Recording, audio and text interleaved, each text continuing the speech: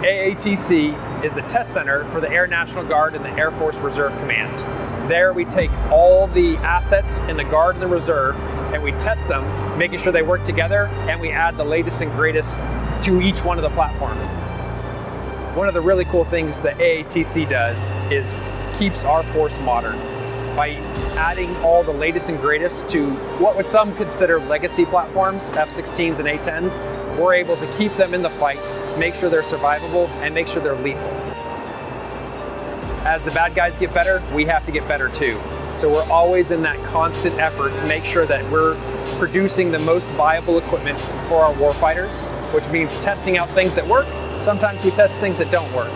But the goal is to always move forward, modernize our fleet, and make sure that they're going to be there and ready to go when they're asked.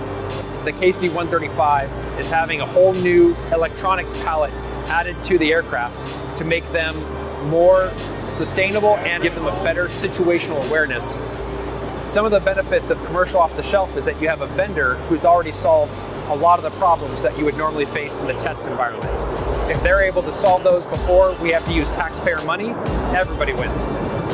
AATC is a success story for the total force, where we harness folks from the Air National Guard, Air Force Reserve Command, and the active duty, bringing them all together to work better as a whole.